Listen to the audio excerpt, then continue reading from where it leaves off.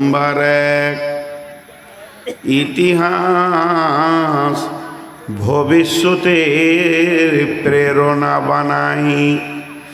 যখন আপনি সাহাবীদের ইতিহাস পড়বেন, ভালো মানুষের ইতিহাস পড়বেন, সোনালী মানুষ যারা পৃথিবীতে বিখ্যাত মানুষ, তাদের ইতিহাস যখন পড়বেন, তখন আমি ওই যুবক, ওই ছেলেটা এখন থেকেই লক্ষ্য বস্তু বেছে নেবে।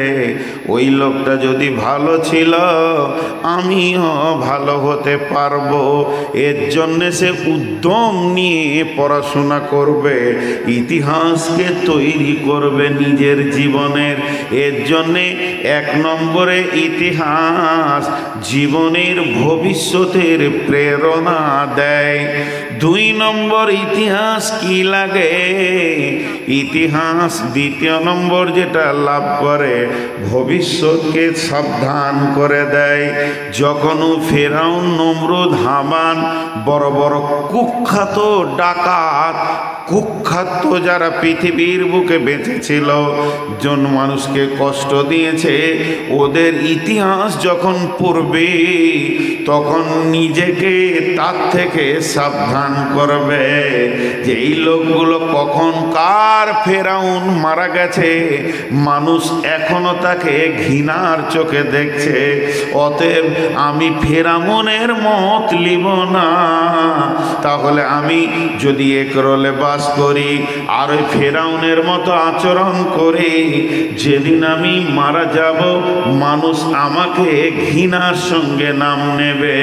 অতএব আমি ওই রাস্তাটা ছেড়ে দিব, মুসার রাস্তাটা ধরব। তাহলে ইতিহাস এক নম্বরে কি করে? ভবিষ্যৎকে সাবধান করে। দুই নম্বরে কি করে? ভবিষ্যতের প্রেরণা জমায়। দুইটা হলো। নাম্বার তিন, ইতিহাস কি করে? পরিস্থিতিকে কন্ট্রোল করে। ইতিহাস কি করে? পরিস্থিতিকে কন্ট্রোল করে। আর চার নম্বর, ইতিহাস মাফ করতে জানে না। আল্লাহ মাফ করে, কিন্তু ইতিহাস মাফ করতে জানে না। আপনাদের গ্রামের মসজিদের আমি ইমাম 10 বছর আগে ছিলাম। হঠাৎ আমার নামে একটা দুর্নাম ঘটে গেল যে মসজিদের 5,000 টাকা চুরি করেছে। নোংরা হয়ে গেল আমার ইতিহাসটা। তো গাঁয়ের লোক আমাকে সম্মানের সাথে বিদায় দিয়ে দিলে, বিদেশি মানুষ, ভেজাল করিস না, ছেড়ে দে। তারপর আর ইমামই টিকছে না, বলছে আবার ওকে নিয়ে। লোকটা ভালো ছিল, এটা মনে হয় কোনো গোলমাল হয়ে গেছে।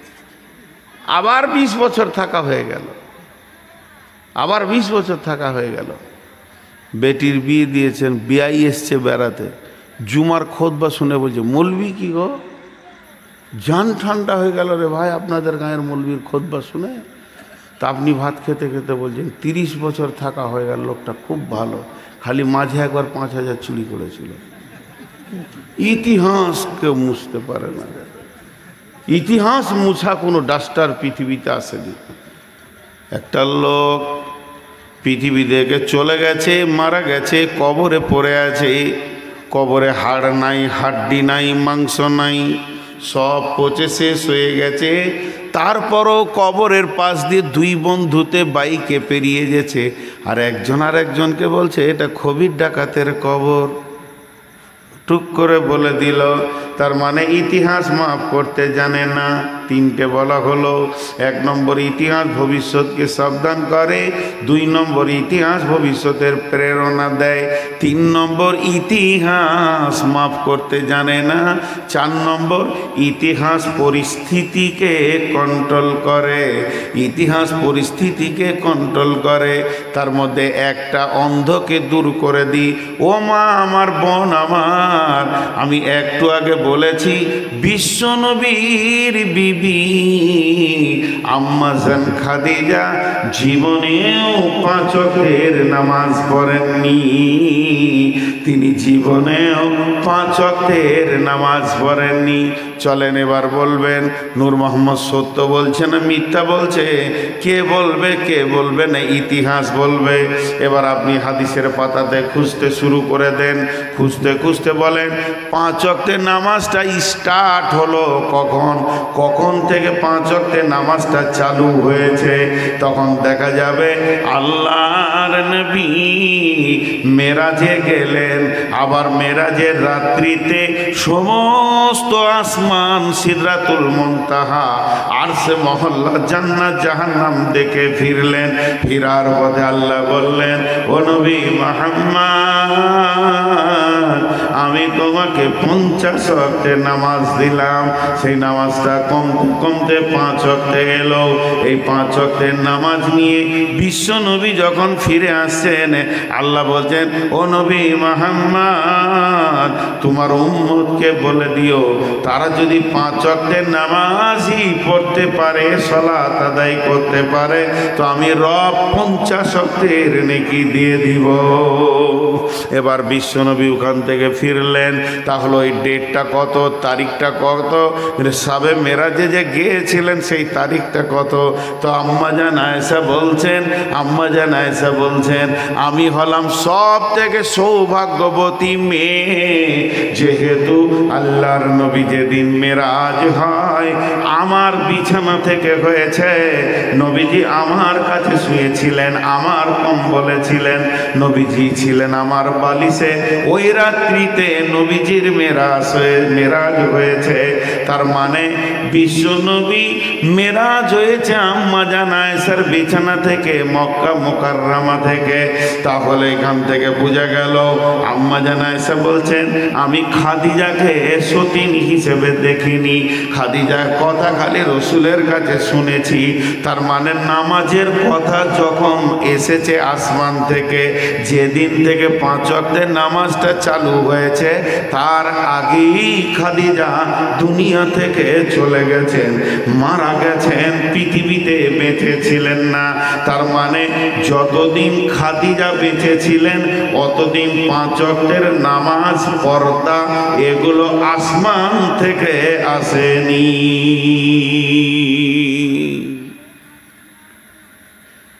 এখন কথাটা এরকম হবে যে আম্মাজান খাদিজা নামাজ পড়েননি নয়, নামাজ পাননি। উনি নামাজ যে চালু হয়েছে, পর্দা চালু হয়েছে, এগুলো দেখতে পাননি। তাহলে এই আগে যে ভেজালটা শুরু হয়েছিল, প্রথম যখন বললাম যে রসুলের বিবি নামাজ পড়েনি, মনের ভিতরে যে ভেজালটা শুরু হয়েছিল, এই ভেজালটা কে দূর করলো? ইতিহাস। কে দূর করলো? ইতিহাস পরিস্থিতিকে কন্ট্রোল করে। এখন রসুলকে যে মসজিদে ঢুকতে দেওয়া হচ্ছে না, এর পেছনেও ইতিহাস আছে। সেটা মসজিদ নয়, অন্য কোনো মসজিদ নয়, তার উপর আয়াত নাজিল হয়েছে। বিসমিল্লাহির রহমানির রহিম। والذين اتخذوا مسجدا جرارا وكفرا تفريقا بين المؤمنين وإرصادا لمن حارب الله ورسوله من قبل ولا يحلفن إن أردنا إلا الحسنى والله يشهد إنهم لكاذبون। মহিলা বক্তাগুলো ছুটি হয়ে গেল নাকি? হ্যাঁ, ভালো সভাপতি গো, মহিলা বক্তাগুলোকে আগে ছেড়ে দিলে, ওদের যা ছিল পেটে সব বলে দিয়ে ঘর চলে গেল। জানে শান্তিতে ঘুমাবে, ভাগ্যে জানে জালসাটা হয়েছিল। হ্যাঁ, তো এবার ইতিহাসটা শুনেন যে রসুলকে কেন আটকানো হলো। রসুল্লাহ সাল্লামের নবুয়তি জিন্দেগি যেদিন থেকে নবী হয়েছেন, যেদিন মারা গেছেন, টোটাল ছিল কতদিন? 23 বছর। ক বছর? 23 বছর। 63 বছর বয়সে মারা যাচ্ছেন, 40 বছর বয়সে নবুয়তি পেয়েছেন। এই 23 বছরটাকে আল্লাহ 2 ভাগ করেছেন। ক ভাগ? 2 ভাগ, সমানভাবে নয়। 10 থেকে 11 বছর মক্কা, আর 11 থেকে 12 বছর মদিনা। নবীজির জীবনটা 2 ভাগে ভাগ করে দিলেন। 10 থেকে 11 বছর মক্কা, আর 11 থেকে 12 বছর মদিনা মুনাওয়ারা। এর জন্য নবীজির নামে টাইটেল দেওয়া হয় নবী মক্কি, নবী মাদানী। তিনি মক্কি ছিলেন, তিনি মাদানী ছিলেন। এবার তিনি মদিনা চলে গেলেন। তো যতদিন তিনি মক্কায় ছিলেন, নবীজির শত্রু কে ছিল? এক ছিল কাফির আর এক ছিল মুশরিক। একটা ছিল কাফির আর একটা ছিল মুশরিক। মুনাফিক ছিল কিন্তু খুব দুর্বল। আর যেদিন নবীজি মদিনায় চলে গেলেন, সেই দিন নবীজির বড় জানি দুশ্মন কে হলো না? মুনাফিকেরা হয়ে গেল। বিশ্বনবীর পেছনে যত কষ্ট দেওয়ার চিন্তা, মুনাফিকদের শুরু হয়ে গেল। আর মুশরিক কাফেররা বহু দূরে মক্কায় পড়ে গেল। কেমন? রাসূলুল্লাহ সাল্লাল্লাহু আলাইহি ওয়াসাল্লাম মক্কা থেকে মদিনা চলে গেলেন। ওই ওই ওই তোরা বস বস, 5 মিনিট বস বস। পুরা দল তোদের একটা ভেড়ার মতো। ভেড়া যেমন একটা সর্দার থাকে, উঠলি ঝেড়ে উঠে যায়, তোরা 2 বার ওই রকম করেছিস। মুখ পেচ্ছাপ লাগবে তো ওইখানেই ছাড়বি। আজকে আমার বায়ান শেষ না হওয়া পর্যন্ত তোরা উঠতে পারবি না।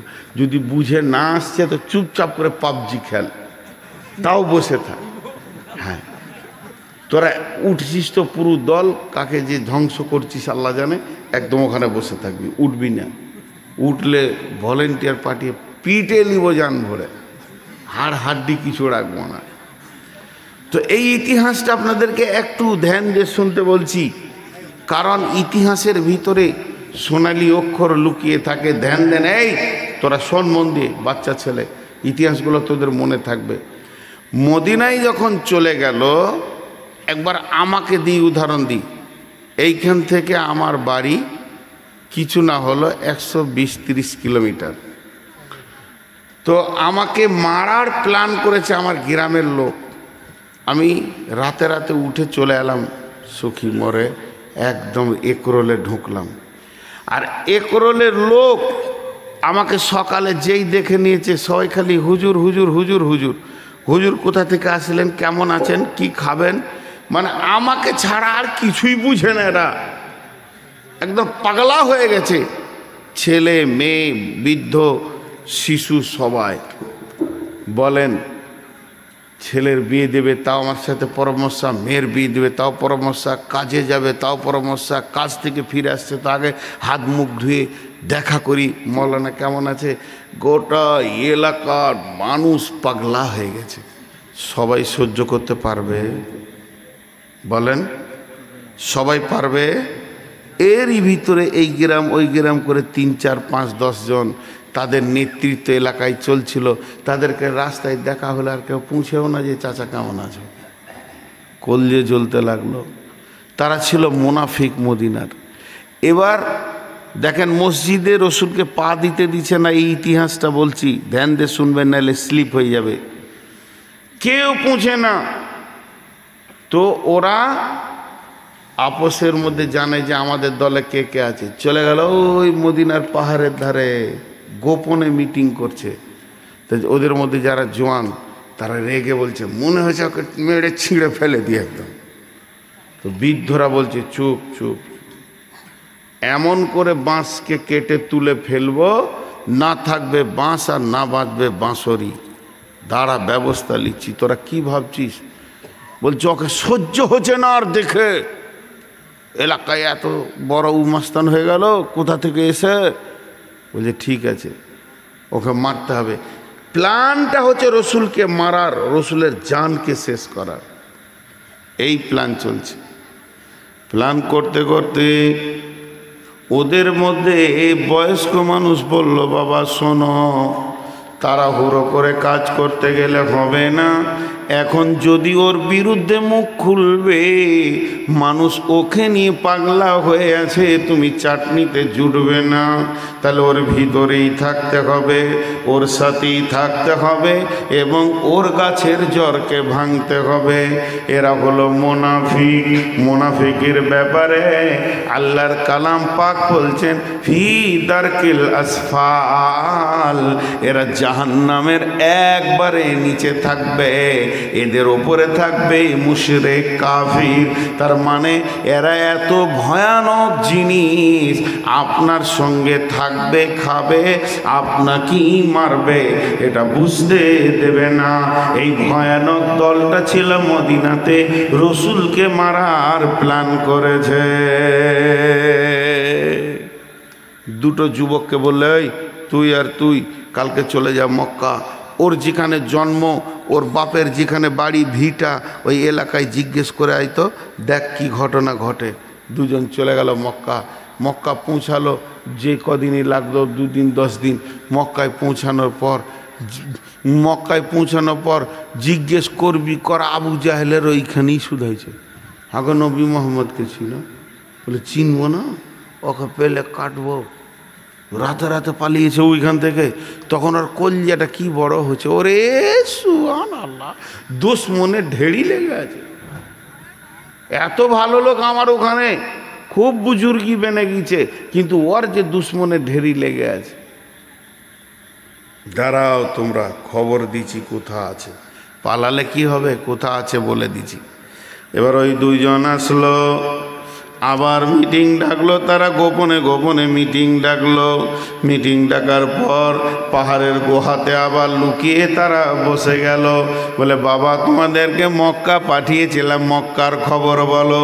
হাসতে হাসতে আনন্দে বলছে, মক্কার খবর অনেক ভালো, ওখানে ওর দুশমনের ঢেরি লেগে আছে। যদি ওদেরকে একবার মদিনাতে আসতে দেওয়া হয়, ওর দুশমন কি মেরে চলে যাবে, আমাদেরকে হাত দিতে হবে না, আমাদের নামে বদনাম হবে না, মার্ডার কেসের কোনো বিচার হবে না, আমাদের নামে কেসই লাগবে না। অতএব খালি মক্কার লোককে কিভাবে তারা মদিনাতে আসবে আর মদিনাতে এসে নবী মুহাম্মদকে মারবে, এই বিষয়টা চিন্তা করলেই হয়ে যাবে। এরা তো খুশি হয়ে গেল, বাহ বাহ, কাজ হয়েছে, চল। এবার কি করবে, আরে ওরা যে আসবে কার ঘরে থাকবে, কার ঘরে থাকবে, 2-4 জন যে মারতে আসবে, যদি যার ঘরে থাকবে ও যদি দেখে লাই, হাজি ভাই আমার বাড়ি বর্ধমান, আমার দুশ্মন এলাকায় ঘুরছে, আপনারা চিনবেন না, আমার চোখে যদি এক ঝলক পড়ে তো আমি বুঝতে পারবো না যে এইখানে। তো ঠিক ওই রকম ওরা বলছে, যদি কারো ঘরে দেখে লাই, ওর আইন খুব কড়া, গর্দন উড়িয়ে দেবে। তাহলে কি করবি, বলছে একদম মদিনার এক প্রান্তে এক ধারে একটা ছোট্ট মতো মসজিদ বানিয়ে নিল ওরা। ওই মসজিদটা বানালো কি নিয়তে, যে ওই মসজিদের ভিতরে তাদেরকে রেখে মেহমানদারি করে আমরা খাওয়াবো। আর যখন নবী মুহাম্মদ সাল্লাল্লাহু আলাইহি ওয়াসাল্লাম একা থাকবে, সমস্ত সাহাবীরা মাঠে ঘাটে খেজুরের বাগানে কাজে চলে যাবে, তখন এরা গিয়ে ওকে কেটে দেবে, পিস করে দিয়ে চলে যাবে। তাহলে একটা মসজিদ বানা, কারো বাড়িতে রাখতে হবে না, যে তাড়াতাড়ি করে খেজুরের গাছের পিলার, খেজুর পাতার ছাওয়ানি আর ডাল কাঠখোট্টা দিয়ে মসজিদটা হয়ে গেল। 1-2 ঘন্টার মধ্যে মসজিদ হয়ে গেল। বলে তাহলে এবার মসজিদের উদ্বোধন করতে হবে, নামাজ শুরু করে দিতে হবে। এইটা আমরা ওয়াক্তিয়া মসজিদ বানাবো, এখানে 5 ওয়াক্তের নামাজ পড়বো, আর জুমাটা যাকে মারবো তার পেছনেই পড়ে চলে আসবো মসজিদের নববীতে। তাহলে ও বুঝতে পারবে যে এই লোকগুলি আমার দলে আছে, এরা বেঈমান হয়ে যায়নি। কিন্তু তলায় তলায় আমরা ওই দুশমনদেরকে নিয়ে এসে আমাদের 5 ওয়াক্তের মসজিদে রেখে দিব, আর এখান থেকে নবী মুহাম্মদকে মেরে দিয়ে চলে যাবে। বাপরে, কে বিড়ি খেয়েছে গো, প্রচন্ড গন্ধ, এই পেছনেই খেয়েছে। আল্লাহ, আরে বাপ, তোকে কি বিড়ি এখনই খেতে মন গেল? তো লজ্জা শরম হায়, ওকে ধরে নিয়ে তো। হ্যাঁ, খেয়েছে না? না বললে হবে না, আমার নাক রে, এটা বিভৎস গন্ধ আসছে।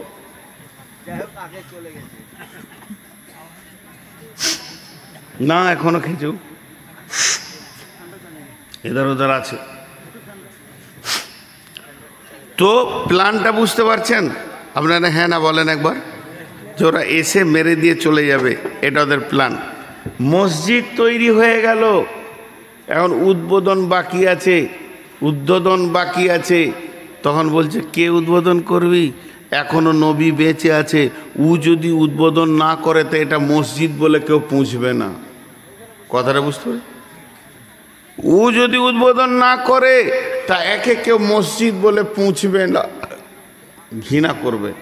স্বয়ং রসুল বেঁচে আছে। একরোল মসজিদের, জামে মসজিদের ইমাম হলো স্বয়ং রসুল সাল্লাল্লাহু আলাইহি সাল্লাম। আর এইখানে এই মসজিদটা হয়েছে, তো উদ্বোধনে ওকে বাদ দিয়ে করবে, হয়? মেনে নিতে পারবে না। তখন দুজন মুনাফিক গেল, দিয়ে বলছি ইয়া রাসূলুল্লাহ, আমরা একটা নতুন মসজিদ বানিয়েছি। রসুলের দিলটা কত খুশি হলো। জি, কত দিলটা খুশি হলো। হ্যাঁ, তোমরা এই কদিনের মুসলমান এতেই মসজিদ বানিয়েছো, বাহ বাহ বাহ বাহ বাহ বাহ, ধন্য দিছে। কারণ তিনি তো গায়েবের খবর জানেন না, ঘটনাটা কি ঘটছে জানে না। যে শেষকালে বলছে দেখেন, আমি যদি বলি আমার গ্রামে একটা বিরাট সুন্দর মসজিদ হয়েছে, আপনারা কোনো দিন যাবেন না সেই মসজিদে নামাজ পড়তে, তারপরও দিলটা খুশি হবে, হবে কি হবে না? আর আমাদের একটা মসজিদকে বেঈমানেরা নিয়ে এলো, প্রত্যেকে মানুষের মনে কষ্ট হয়েছে, হয়েছে কি হয়নি? তো মসজিদ এমন একটা জিনিস হৃদয়কে ঠান্ডা করে। তো রসুলের দিলটা খুশি হয়ে গেল। তখন এবার বলছে ইয়া রাসূলুল্লাহ, মসজিদ তো বানানো হয়েছে, এখনো উদ্বোধন হয়নি, এখনো নামাজ চালু হয়নি, শুধু আপনার অপেক্ষায় আছি।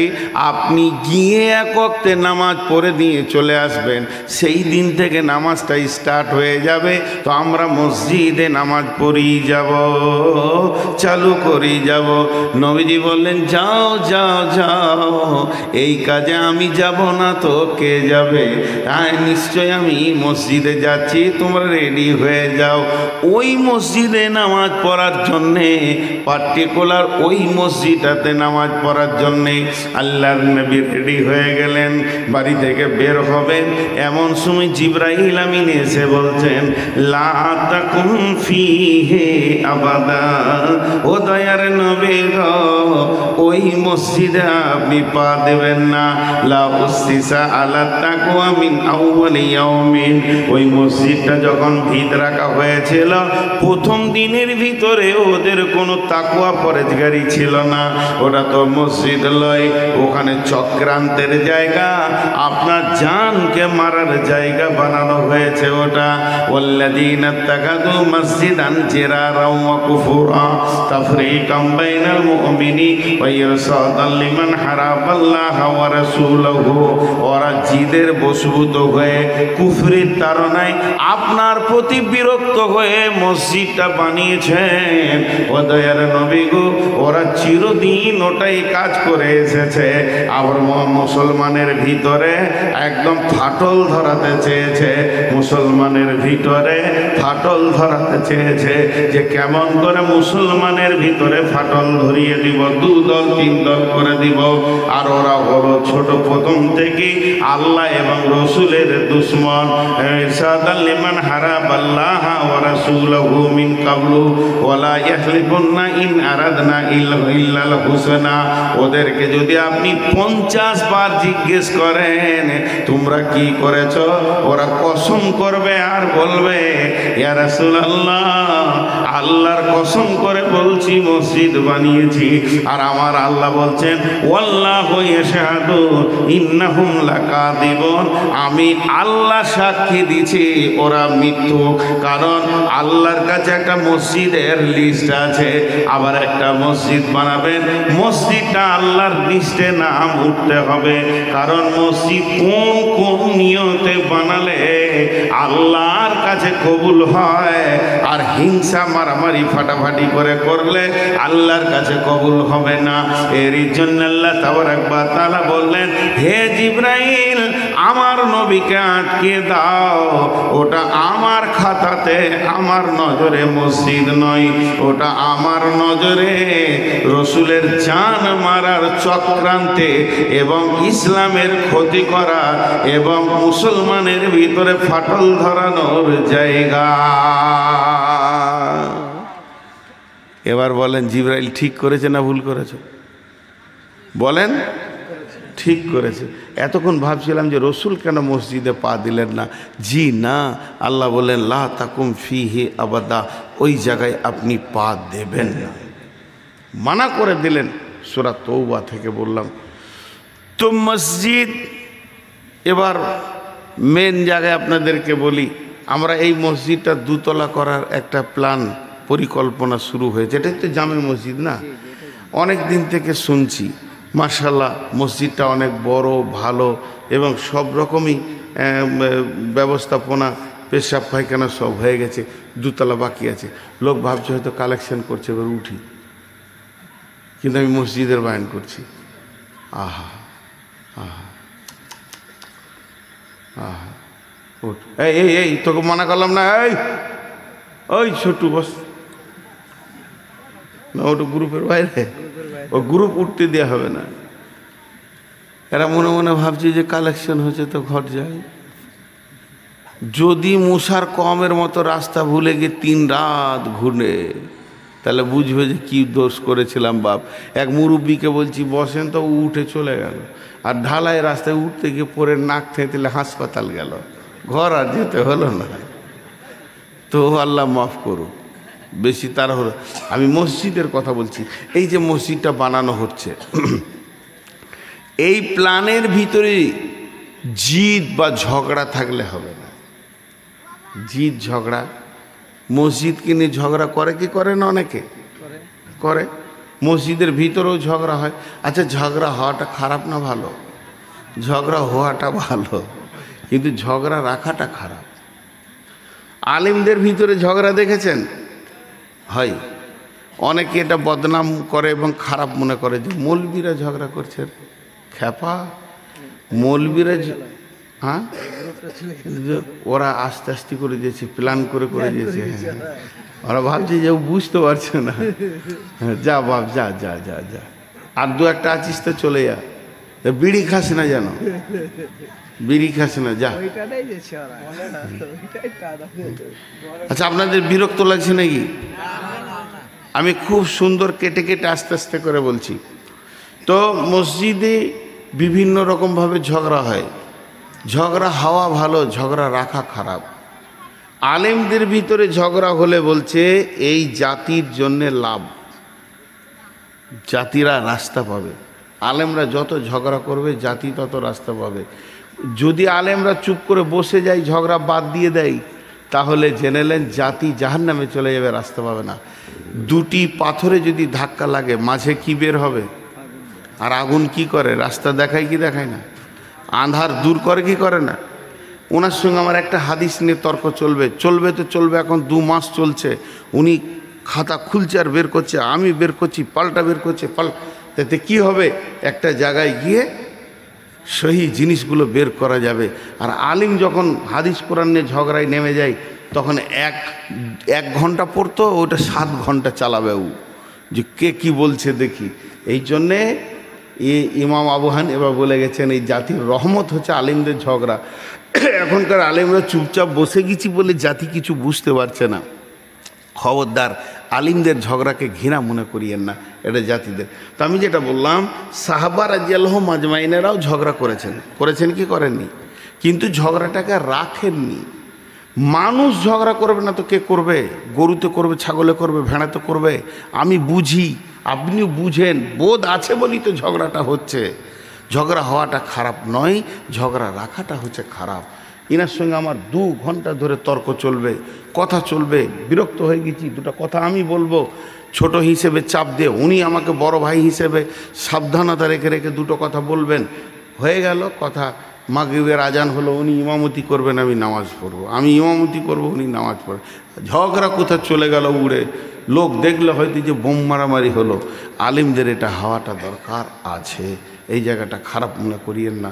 হ্যাঁ, যদি উনার ইমামতিকে ছেড়ে দিয়ে আমি অন্যদিকে মুখ করি, ওর পেছনে নামাজ পড়ো, তাহলে গেল শ্বশুর।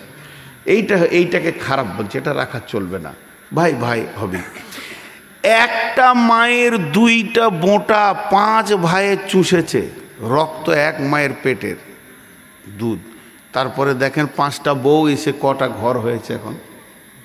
তাহলে এক মায়ের রাস্তাতে পৃথিবী দেখার পর যদি এতগুলো ঝগড়া হয়, একটা আব্বা 5টা বেটার, আব্বা খেটে খেটে খেটে খেটে খেটে খেটে চায়ের দোকানে চা খায়নি, বিস্কিট খায়নি, টাকা চলে যাবে, নষ্ট হয়ে যাবে, আমার ছেলেদের ঘর বাড়ি হবে না। যে সুন্দর করে গোছিয়ে একটা ঘর বানালো, 5টা বেটার বিয়ে দিয়ে দিয়েছে। ওই ঘরের দরজা একটা ছিল, এখন কটা দরজা? হ্যাঁ, 5টা দরজা, এদিকে একটা দরজা, এইদিকে একটা দরজা, এইদিকে একটা দরজা, এইদিকে একটা দরজা। হ্যাঁ, হয় কি হয় না? আরে হ্যাঁ না বলে না? খালি একবার বউ আসলো তো রাস্তা ফাটিয়ে দিলে, তো সব প্ল্যান শেষ হয়ে যায়।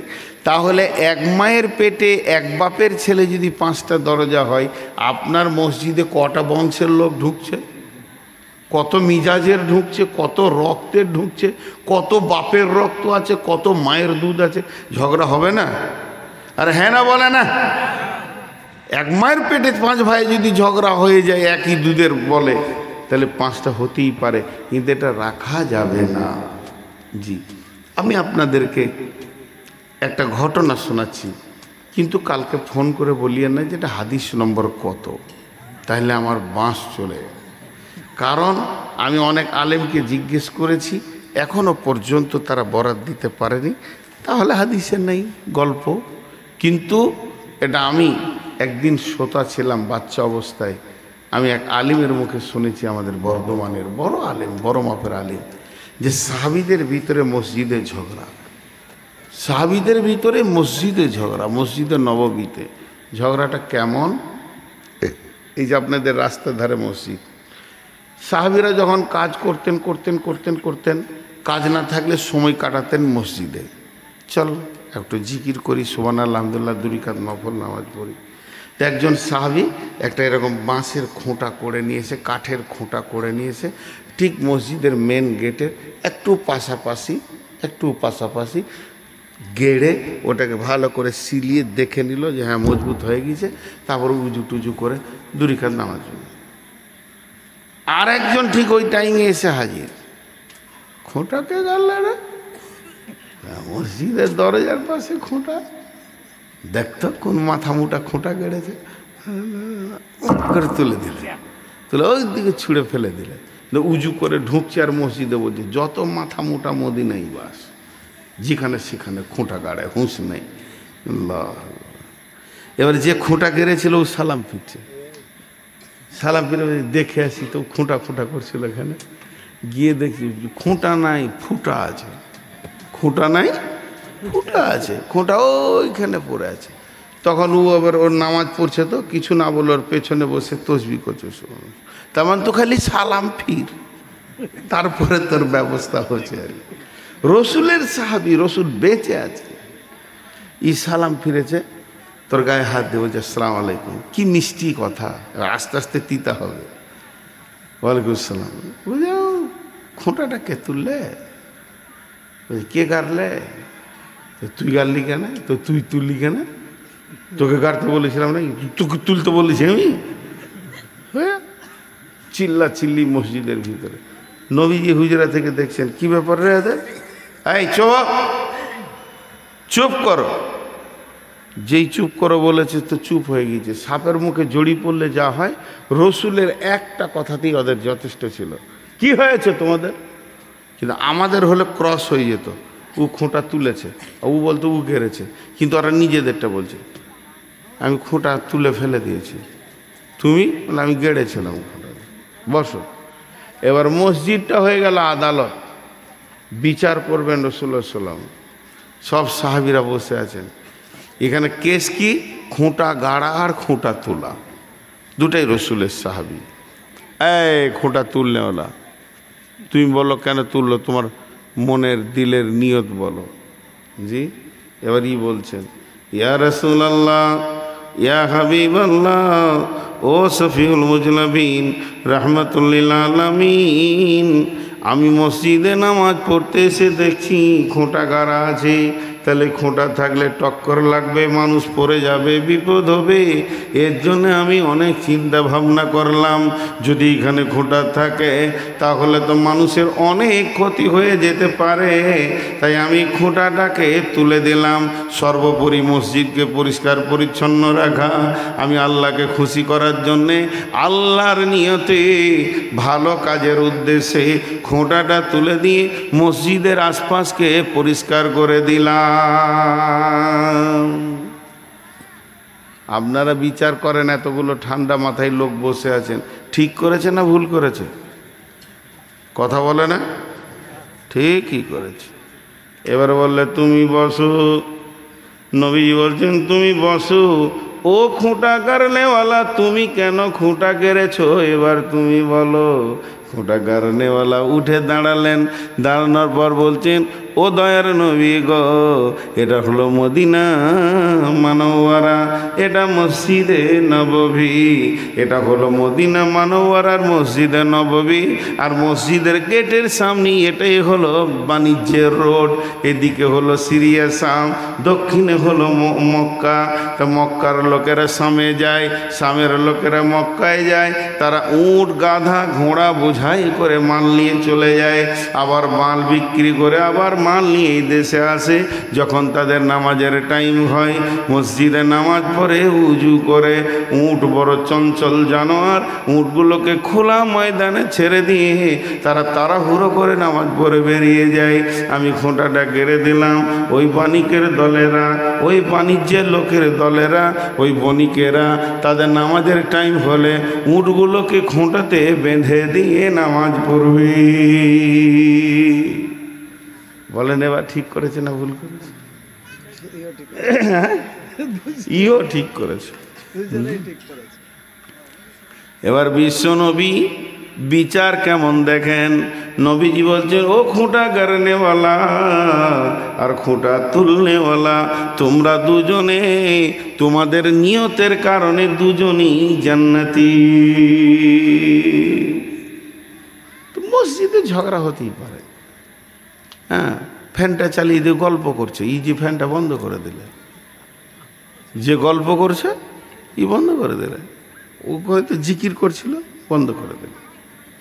এই বন্ধ করলি কেন? তো তুই তো বসে বসে খালি আরাম করছিস, জিকির করছি। একটা ধ্যানের সঙ্গে জিকির করতে গেলে গরমে ফ্যানটা চললে অসুবিধা কী আছে? দোষ নাই। আর ও বন্ধ করছে, মসজিদে বিল বেশি হয়েছে, দোষ নেই। নিয়ত কারো ঘরের মালের নয় যে আমার ঘরের মাল বাড়বে, এটা নিয়ত কারণ নয়। এইভাবেই ঝগড়া হয়ে থাকে। তো এই ঝগড়া করে, ঝগড়া হতে পারে মসজিদে, মসজিদেই বিচার হবে, নিষ্পত্তি হবে, কিন্তু দ্বিতীয় মসজিদ বানাতে যাব না। জোরে বলেন, দ্বিতীয় মসজিদ বানাতে যাব না। এই মসজিদটাকে আল্লাহ রসুল, আল্লাহ ঘৃণা করেছেন। এরপর আল্লাহ বলছেন, বিসমিল্লাহির রহমানির রহিম, ইন্নামা ইয়ামুরু মাসাজিদাল্লাহি মান আমানা বিল্লাহি ওয়াল ইয়াউমিল আখিরি ওয়া আকামাস সালাতা ওয়া আতাজ যাকাতা ওয়া লাম ইয়াখশা ইল্লাল্লাহ ফাআসা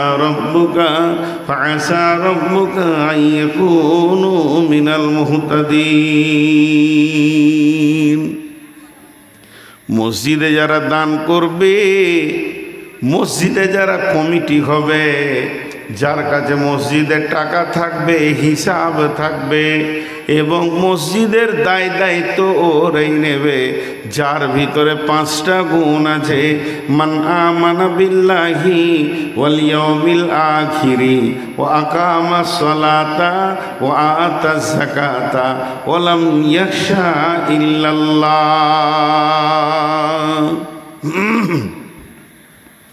এরা উঠছে কেন? উঠিয়েন না ভাই, বসেন। 12:30 ছেড়ে দেবো নাকি? যত চলে এইটু যত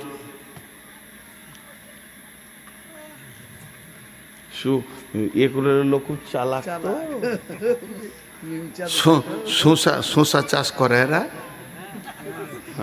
করে না খালি ধান। একটা পারবো না, শরীর খুব আজকে বাদি পড়ে যেত ধরে, তার থেকে তো হলো কিছু না।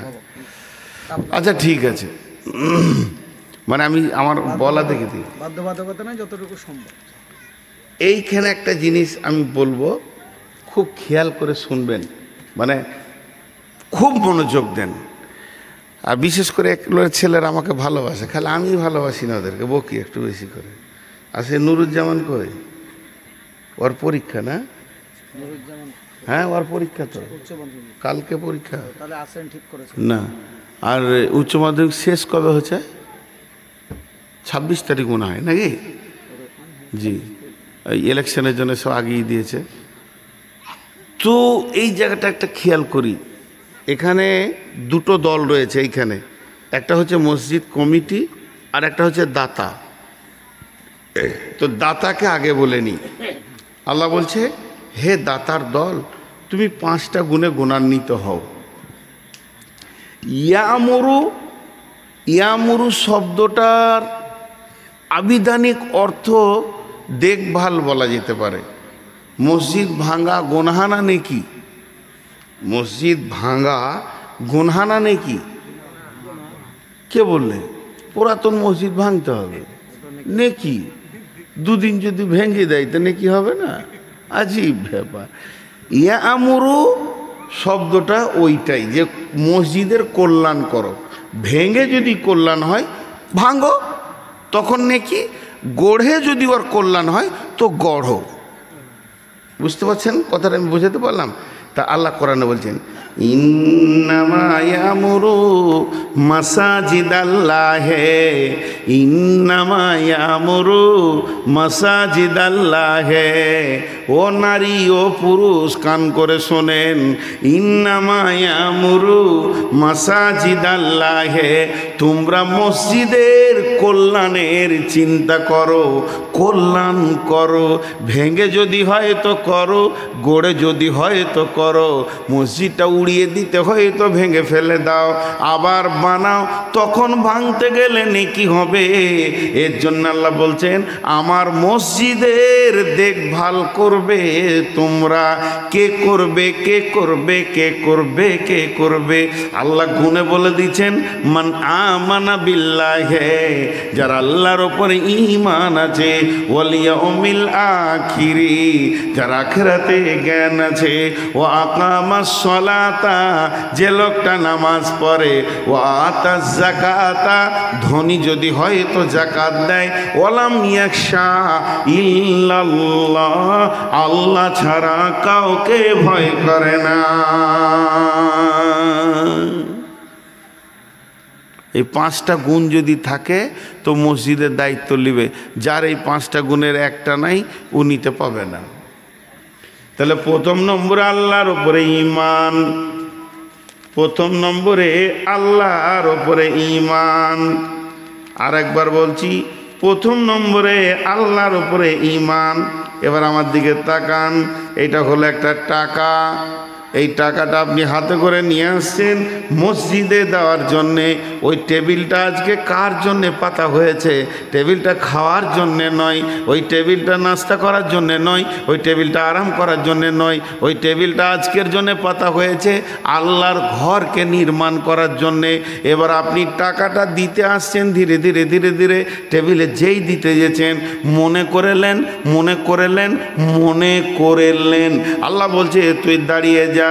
এবার আপনি দাঁড়িয়ে গেলেন, হাতে টাকা আছে, নিচে টেবিল আছে। আল্লাহ বলছেন বল তুই আমার ওপরে তোর ঈমান আছে কি? আমি বললাম হ্যাঁ ঈমান আছে। তুই আখেরাত বিশ্বাস করিস কি? হ্যাঁ আল্লাহ আমি আখেরাত বিশ্বাস করি। তুই নামাজ পড়িস কি? বলে হ্যাঁ পড়ি। তুই যাকাত দিস কি? বলে হ্যাঁ আমি গরিব তো দিই না, ধনী তো দিই। আল্লাহ বলছেন তো আমাকে ছাড়া কাউকে ভয় করবি না, টাকাটা নামিয়ে দে, তুই চলে যা। এতগুলো কেন বললেন?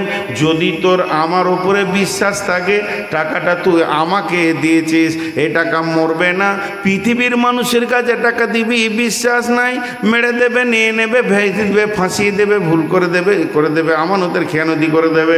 তুই এমন জায়গায় টাকা দিয়েছিস 100-এ 100, 100-তে 100 তোর আমানত তোর জমা থেকে গেল। আমি আখেরাতের ওপরে বিশ্বাসের কথাটা কেন বললাম? আল্লাহ বলছেন আমি এই জন্য বললাম তোর এই টাকাটার হিসাব আমি আল্লাহ আখেরাতের দিনে দিব। মুখটাকে সিলিয়ে লে, মুখটাকে বন্ধ করে নে, দিয়েছিস আমার কাছে, বুঝে নিবি আমার কাছে। যদি আল্লাহর নামে দান না করে কেউ, লোক দেখানি করে, তো 3টে ক্ষতি হয়। কটা ক্ষতি হয়? কথা বলে না। তার দানটা বরবাদ যায় আল্লাহর উপরে বিশ্বাস করে না দিলে। 2 নম্বরে সমাজে ঝগড়া লাগায় ওই লোক। আর 3 নম্বরে দিন ইসলামকে খেল তামাশা মনে করে। আউয়াল এখানে কালেকশন করছে, আর ওইখান থেকে বসে বসে ও দেখছে। ওই লোকেরা যারা আল্লাহকে বিশ্বাস করে না, আখেরাতকে বিশ্বাস করে না, আর বলতে বলতে বলতে বলতে আউয়ালের মুখ দিয়ে থুতু উড়ে ক্লান্ত হয়ে গেল। আর এতটি টাকা ও ওইখান থেকে দেখি চলে গেল। খুব মন দিয়ে শুনবেন, মনোযোগ, আমি বলেছি এই জায়গাটা খুব গুরুত্বপূর্ণ। দিয়ে গায়ে এবারে ভোরবেলায় সকালে উঠে চায়ের দোকানে বসে বলছে কালকে জালসাই ছিলি? ও যেমন মাল, ওর সাথে যে চা খায় সেও ওই রকম মাল। ওকে বলছে কাল জালসাই ছিল? হ্যাঁ। কালেকশন কেমন হলো?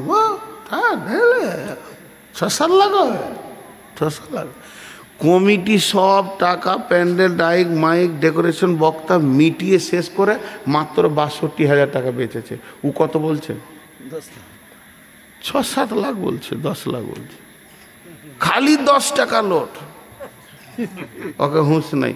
ও যদি আল্লাহর নামে দিত তো এই কথা আলোচনা করতো না। এরপরে ও বলছে তো জুমার দিনে তুই বলবি টাকা কি হলো, মেরে খেলে দিয়ে গায়ে ঝগড়া লাগিয়ে দেয়। যারা আল্লাহর নামে দেয় না তারা কি করে? গায়ে ঝগড়া লাগায় আর আল্লাহকে বেজ্জতি করে। আল্লাহকে বেজ্জতি করে না? হাজি ভাই, আমি নবগ্রামে স্টেট থেকে নেমেছি, আর কমিটির ছেলে চলে গেছে আমাকে আগে আনতে মোটর সাইকেলে করে। মৌলানা মিষ্টি খান? না সুগার, নবগ্রামে মিষ্টি সুগারই হয় না, খান। 2টা খেয়ে নিয়েছি ওর কথা শুনে। কি পাপ যে করেছি আল্লাহ জানে। ওই যে মোটর সাইকেলে করে নিয়ে আসছে, রাস্তায় এক ওর বন্ধুর সঙ্গে দেখা, গাড়ি দাঁড় করিয়ে দিলে। এই কোথায় চলি? বলে 5 গ্রাম। তাড়াতাড়ি আসবি, জালসে থাকতে হবে। বলে চলে আসে না। এদের মৌলানা সাহেব এলো, প্রধান বক্তা চলে এসছে, 2টা রসগোল্লা খেলে। 2টা রসগোল্লা খেলাম, একবার বলা হলো। গা ঢুকতে ঢুকতে বলছে চাচা প্রধান বক্তা এলো, 2টা রসগোল্লা খেয়েছে। এবার কেমন লাগবে বলেন? এবার কেমন লাগবে? খানিক পরে বলছে মসজিদে বিছানা রেডি হলো, 2টা রসগোল্লা খাইয়ে দিয়েছি, টেনশন নাই। যখন 4 বার বলবে তখন মনে হবে বমি করবো নাকি ভাই, না আজকে জালসা থেকে পালাবো কোনো দিকে লুকিয়ে। হ্যাঁ, এই যে বলতে শুরু করেছে থামছে না। কিছু লোক আছে মসজিদে 50 বস্তা সিমেন্ট দিয়ে দেবে, ওর চোপ আর বন্ধ হবে না। আমি একটা মানুষ, 2টো রসগোল্লা যদি আমার লজ্জা এত লাগে, তাহলে যে লোককে বলে বেড়াই মসজিদটা কেমন হলো, ভালো লাগে, আমি তো 50 বস্তা দিয়েছি। আল্লাহকে বেজ্জতি করছে। সব গেল। একদিকে ওর দান নষ্ট হলো, দ্বিতীয় আল্লাহকে বেজ্জতি করছে, তৃতীয় আখেরাতে কিছুই পাবে না। ওই জন্য আল্লাহ বলছে তুই দান কর, আমাকে বিশ্বাস আছে বলে হ্যাঁ, তাহলে তুই টাকা দে। 2 নম্বর, তোর আখেরাতের বিশ্বাস আছে কি? সেই দিনটা হিসাবের দিন। ওই দিন তুই চিল্লিয়ে চিল্লিয়ে বলবি আল্লাহ আমার 50 ব্যাগে সিমেন্টের দামটা দাও, আমাকে লজ্জা লাগবে না? সেই দিনটা বদলা দেওয়ার দিন। আমি তোকে ডেকে লাখো লোকের সামনে বলবো অমুক মসজিদে তুই দিয়েছিলি 20 বস্তালে, দামটা নিয়ে নে। এর জন্য বলছে আখেরাত পর্যন্ত মুখকে তুই সিলিয়ে নে, দান কর। ও আকামাস সালাতা, আজান শুনে তুই নামাজ পড়। বড় বড় দাতা আছে নামাজ পড়ে না, বড় বড় দাতা আছে, নামাজ পড়ে না। আছে না নাই? ও ইসলামকে খেলতামাশা মনে করে। আপনাদের এইদিকে দড়ির উপরে বাচ্চা ছেলে হাঁটে দেখেছেন? এরকম করে বাঁশ বেঁধে দেখেছি কি না? আপনাদের সভাপতি হিসাবে একটা খেলা দেখছি ওরকম আর কি। আর 50 টাকা দিয়ে দিয়েছে। আমি বললাম টাকা দিলে ভালো লাগলো ভাই, বললাম খেলাটা ভালো লাগলো? বলে হ্যাঁ ভালো লাগলো। খুব ভালো লাগলো? বলে খুব ভালো লাগলো। উফ, ছেলেটা কি সুন্দর গো, কি ব্যালেন্স। ভালো, কি ব্যালেন্স, বাবার বন তফসির করছে, কি ব্যালেন্স। আমি তখন বলছি তা আপনি উঠেন, ঠ্যাং ভাঙবে তো, এত ভালো যখন, তা ভালো কাজ তো আপনিও করেন। তাহলে খেল টাকা দিয়ে করানো যায়, দেখা যায়, আনন্দ পাওয়া যায়। কাজ কিন্তু সবারই জন্য ওটা খেল ছিল, বাচ্চাটার জন্য ওটা কাজ ছিল, ঠিক না বল? তো কিছু লোক আছে টাকা দিয়ে বলে মসজিদ, তোরা নামাজ পড়া, তুমি চলো, ঢুকবো না। আল্লাহ বলছে তোর মুখে ঝাঁটা, তো কোটি টাকা দিলেও লাভ হবে না। এর জন্য বলছো আকামা সালাতা, যদি তোমার মসজিদ তো দরদি আছো, 2 ব্যাগে সিমেন্ট দিছো, তাহলে নিজে ঢুকো। তুমি সিমেন্ট দেওয়ার আগে নিজে ঢুকো, তোমাকে সিমেন্ট লাগবে না। আমি তো সিমেন্ট চাইনি, মাটিতে নামাজ হবে। জি, সাহাবীদের জামানায় সাজদা করেছে, কপালে কাদামাটি চলে এসছে, নামাজ আরশ পর্যন্ত পৌঁছে গেছে, আর এখন মার্বেলে মাথা ঠুকে ছাদ পার হচ্ছে না। বন্ধুরা আমার, আমাদের অবস্থাটা এরকম হয়ে গেছে। ওই জন্য আল্লাহ বলছেন ও আকামাস সালাতা ও আতা যাকাতা, ও ধনী ব্যক্তিরা তোমরা যাকাত দাও। ওয়ালাম ইয়াখশা ইল্লাল্লাহ, মসজিদ বানাবে তো আল্লাহ ছাড়া কাউকে ভয় করিও না। এবার কমিটিকে বলি, এটা হলো টাকাটা এখন কার? টেবিলে যে টাকাটা, যেটা আমার নয়, আপনার নয়, কারও নয়, দাতার নয়, কার নয়, কোনো মহিলার নয়, কোনো পুরুষের নয়, মাস্টারের নয়, ডাক্তারের নয়, মৌলানার নয়, মুফতির নয়, টাকাটার মালিক কে? দান কাকে করেছেন? টাকাটার মালিক কে? এখন আমি ওই টাকাটা এমনি করে হাত দিতে গেছি, যেহেতু আমি মসজিদের সেক্রেটারি, মসজিদের ক্যাশিয়ার, টাকাটা এবার আমার কাছে রাখবো। আল্লাহ বলছে দাঁড়া, হাত দিস না। মানা বিল্লাহি, তোর আল্লাহর উপর ঈমান আছে কি বল? হ্যাঁ ঈমান আছে, বিশ্বাস করি। বলি ইয়াউমিল আখিরি, কিয়ামতের দিনের বিশ্বাস আছে কি বল? বলে হ্যাঁ কিয়ামতের বিশ্বাস আছে। তুই কি নামাজ পড়িস? বলে হ্যাঁ নামাজ পড়ি। তুই যাকাত দিস? বলে হ্যাঁ আমি যাকাত দিই। তুই আল্লাহকে ছাড়া কাউকে ভয় করিস না? বলে না। তাহলে টাকাটা নিয়ে যা, তোর কাছে রাখ। তাছাড়া কোনো বেঈমানের কাছে আমার টাকা থাকবে এটা নয়। পার্টির জোরে, গায়ের জোরে, ক্ষমতার জোরে, বংশের জোরে, লাঠির জোরে তুমি মসজিদের সেক্রেটারি ক্যাশিয়ার হতে পারো, কিন্তু এমন একটা দিন আসবে পিঠে চামড়া চলে যাবে, খাসি খালানো করে আল্লাহ খালাবে, উল্টা দিকে টেঙে দিয়ে চচ্চর চচ্চর করে তোমার চামড়া নামাবে। সেই দিন তোমার বুঝে আসবে যে আমি কত বড় বেঈমানি করেছিলাম। আল্লাহর ঘরে টাকা না পাক হাতে লাড়াচাড়া করেছি, যে হাতে সুদের টাকা লেড়েছি ওই হাতে আল্লাহর ঘরে পবিত্র টাকাকে নিয়ে নোংরামি করেছি। আমার মতো বেঈমান আর পৃথিবীর মাটিতে দ্বিতীয় কেউ হতে পারে না। জি, আল্লাহ বলছে খবরদার আমার টাকায় হাত দিবি না তুই যদি নামাজ না পড়িস। আর আখেরাতের জ্ঞান আছে? বলে হ্যাঁ আছে। তাহলে টাকা নিয়ে যা, হিসাব লাগবে আখেরাতের দিন। কিন্তু লাগবে কি লাগবে না? মসজিদের যার দায়িত্ব আছে, ক্যাশিয়ার, জুমার দিন উঠে বলছে ও জুমা করার লোক বসে যান, সব বসে গেল। এত টাকা এত টাকা এত টাকা এত সালে এত তারিখে এত এত তারিখে এত এত তারিখে এই ব্যয় আয় ব্যয় টোটাল মিলিয়ে দিয়ে 2023 সালের টোটাল হিসাব আপনাদেরকে শুনিয়ে দেখা গেল আর 262 টাকা আছে। জুমার লোক বলছে কত ভালো লোক গো, হ্যাঁ পাই টু পাই হিসাব শুনে সব বাহা দিতে দিতে ঘর গেল। আল্লাহ বলছে গোলাম রে, গোটা মসজিদকে বুঝিয়ে দেওয়া তোমার জন্য আসান। এই ভাউচারটা তোমার শেষ নয়, যেহেতু টাকা আমার ঘর আমার, কিয়ামতের দিন তোমাকে আর একবার ওই ভাউচারটা আমাকে শোনাতে হবে। তুমি যখন নিজের বাড়ি বানিয়েছো, বেটার বাড়ি বানিয়েছো, বেটির বাড়ি বানিয়েছো, নিজের ঘরের কাজ করেছো, তখন তুমি সিমেন্ট আনতে গেছো কোথায়? নবগ্রামে। একদম ভ্যানওয়ালা বলছে আমি পারবো না, তো 12 বস্তা সিমেন্ট 18 বস্তা সিমেন্টকে চাপিয়ে দিয়ে পাছায় ঠেলতে ঠেলতে তুমি এনেছো। কুলি করনি, টাকা নষ্ট হয়ে যাবে, 2 জন ধরে ধরে চাপিয়েছো। রডের কুলি করনি, আর কিছু করনি, আর ঘর থেকে মুড়ি খেয়ে গেছিলে। সমস্ত কাজ করে এসে বাড়িতে আবার তুমি দুপুরে ভাত খেয়েছো। আর যখন তোমাকে মসজিদের কাজে পাঠানো হচ্ছে, ভ্যান ভাড়া হলো 400 টাকা, কুলি ভাড়া 600 টাকা, টিফিন খরচ 800 টাকা, আর রাস্তার খরচ অমুক খরচ তসুর খরচ, আর 4 বস্তা সিমেন্টের দাম 4-1600 টাকা।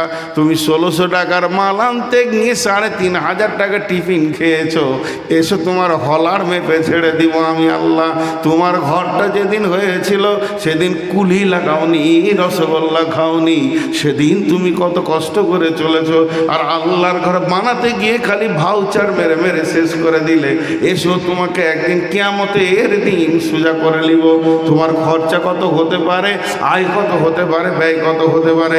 এর জন্য আমার আল্লাহ বলছেন ওয়ালাম ইয়াখশা ইল্লাল্লাহ, আল্লাহ ছাড়া কাউকে ভয় করিও না। জি আল্লাহ নিবে না ভাউচার কিয়ামতের মাঠে? খালি মসজিদের সেক্রেটারি হওয়ায় খুব খুশি, ওর গা গরম হয়ে গেছে সহ্য করতে। কিন্তু মসজিদের শুধু এখানকার কথা বলছি, ডানে বামে তাকানোর এমনও আছে, দাঁড়ান একটু আগাতে দেন, এমন আছে যে পঙ্খান্ন হিসাব রাখে। ওয়ালাম ইয়াখশা ইল্লাল্লাহটা কেন বললেন? এর ঘটনাটা জানেন? পাবলিকও কম খচ্চর লয়। সত্য একটা ঘটনা শোনাই আপনাদেরকে। এমনও মসজিদের ক্যাশিয়ার আছে, আল্লাহর কসম দিয়ে বলছি, এমনও মসজিদের ক্যাশিয়ার আছে, ও হাট বাজার চলাফেরা যা করে নিজের খরচা, 1 টাকা না লাই মাদ্রাসায়, না লাই মসজিদে। একটা সভাপতি আছে, নাম করব না, মাদ্রাসার যতবার মিটিং হবে, মিটিংয়ে তো খেতে দেয়, খাওয়া দাওয়াটা এমনি করে দেখে মোটামুটি আমি যা খেয়েছি তাতে 350 টাকা হবে। হেড মাওলানা এই 500 টাকাটা চেক কেটে লো। উমাল সাহেব খায় না, আছে লোক নাই? আরে বলেন নাই? আছে। শতকরা 5টা হোক 1টা হোক আছে, আছে। বীরভূমের একটা ক্যাশিয়ার, তো ওর কাছে যখন মসজিদের হিসাব নেওয়া গেল, তো টাকাগুলো এমনি করে খুলছে, তো টাকাকে করা যেছে না, গোনা যেছে না, মানে যে টাকা ওইটাই ভরে রেখেছে। আর কোন যুগের টাকা যে রেখেছে, 2 তলা বানাবে, তো ওই টাকাকে পানি দিয়ে দিয়ে এমনি করে ছাড়াইতে হলো। আমি একটা মসজিদের দায়িত্ব নিয়েছিলাম, যেটা ভেঙে তৈরি করলাম। ওই মসজিদের ক্যাশিয়ার একটা বড় দোকানদার, বিজনেসম্যান, ওনাকে বললাম যে ভাই টাকাগুলো দেন। হ্যাঁ ভাই দিব কাল। পরের দিন আমার কাছে নিয়েছে, আজারে দিল। সে কোন যুগের টাকা, পুরাতন নোটও খুঁজে পেয়েছি, লারেনি আছে। আপনার মনে হচ্ছে শতকরা 5টা, আমার মনে হচ্ছে শতকরা 40টা আছে। আল্লাহর ঘরের টাকা যে সে লোকের হাতে আল্লাহ দেয় না, তবে বেঈমানও আছে, আপনার কথাটা অস্বীকার করার নয়। তো এবার আল্লাহ বলছে আমাকে ছাড়া কাউকে ভয় করিস না তুই। এটা কেন বললেন? কেন বললেন? কেন বললেন? আবার বলছি কেন বললেন আল্লাহ? ওলাম ইয়াখশা ইল্লাল্লাহ, হে মসজিদের সেক্রেটারি, মসজিদের সভাপতি, মসজিদের ক্যাশিয়ার, তুই আমাকে খালি ভয় কর। তার মানে উনি বলতে চাইছে তুই বিন বিন বিন বিন বিন বিন করে মনে মনে মনে মনে দেখবি 1 টাকা বেইমানি খাইনি, 1 টাকা বেইমানি লিনি, 1 টাকা কম বেশি করিনি। আমাকে যদি ভয় করে তুই চলিস, আর গাঁওয়ালা যদি বলে মেরে নিলে খেয়ে নিলে, ওদের মুখে মেরে দিবি, ও কথা কান করবি না, তোর কাছেই আমার টাকা রাখবি। জাহান্নাম তো ওদের হাতে নাই, জাহান্নাম আমার হাতে আছে। গোটা গাঁ বলুক গা, ওদের মুখে মেরে দে। তুই আমাকে খালি ঠিক রাখ যে হ্যাঁ আমি ঠিক আছি, তাহলে তোকে আর কাউকে ভয় করতে হবে না। জি, একটা জালসা হলো, 6 থেকে 7 লাখ টাকা কালেকশন হলো জালসায়। তো সেই টাকাটা একটা ক্যাশিয়ারের কাছে আছে, তুই দেখ আল্লাহর সঙ্গে মিলিয়ে ঠিক আছিস, হ্যাঁ তা চল, আর কাউকে ভয় করিস না। এর মানে হচ্ছে ওলাম ইয়াখশা ইল্লাল্লাহ।